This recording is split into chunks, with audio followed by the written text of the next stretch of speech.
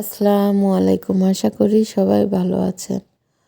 আজকে আমি 5 কাপ চা বানাবো। চাটা আমি একটু অন্যভাবে বানাবো। সবার কাছে কেমন লাগে কমেন্টে আমাকে জানাবেন। আমি চাটা বানানোর জন্য কিছু দুধ নিয়ে নিয়েছি।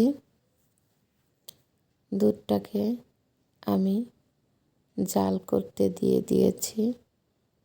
দুধটা জাল করে আমি অনেকটা কমিয়ে নিয়েছি। আমি আরও কিছুক্ষণ দুধটা জাল করব।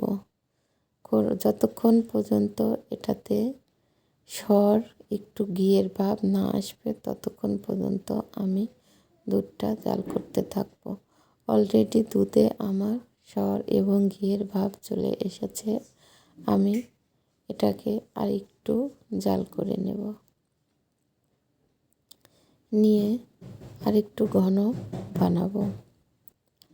এক পর্যায়ে যখন এটা নাড়াচাড়া করে নামিয়ে নিব, তারপরে আমি 2 কাপ পরিমাণ পানি বসিয়ে দিব। দিয়ে এর মাঝে কাপে 5 কাপ চিনি দিব। যেহেতু আমি 5 কাপ চা বানাবো, বড় কাপের 5 কাপ, এজন্য 5 কাপ চিনি দিব। আর এই চিনিটা পানি ফোটা পর্যন্ত অপেক্ষা করব। যখন চিনির পানিটা বলক চলে আসবে তখন আমি এর মাঝে চা পাতাটা দিয়ে দিব। চা পাতাটাও আমি 5 চামচ দিয়ে দিব। চা পাতাটা দেওয়া হয়ে গেলে এটাকে আমি একটু নাড়াচাড়া করে নেব। যতক্ষণ পর্যন্ত 2 কাপ পানি 1 কাপে না আসবে ততক্ষণ পর্যন্ত আমি এটাকে ফোটাতে থাকব। ফোটাতে ফোটাতে চায়ের পাতাটার কালারও গাঢ় হয়ে আসবে। তখন আমি এটা নামিয়ে রাখা দুধের মাঝে ছেঁকে ঢেলে দিয়ে দিব।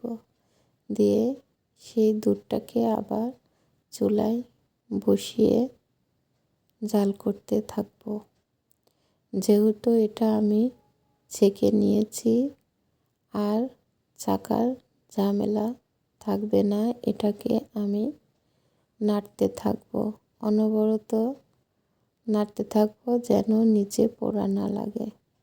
এটা বলক উঠে আসলে এটাকে আমি আরও কিছুক্ষণ বলক তুলে নিব। নিয়ে চাটাকে আমি কাপে ঢেলে নিব। এই যে চাটাকে আমি 5টা কাপে ঢেলে নিয়েছি। দেখুন চাটা কতটা সুন্দর হয়েছে। প্রতিটা কাপের ভিতরে সর আর ঘি দেখাই যাচ্ছে।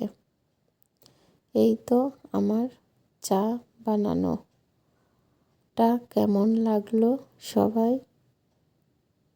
ভিডিওতে কমেন্ট করে জানাবেন।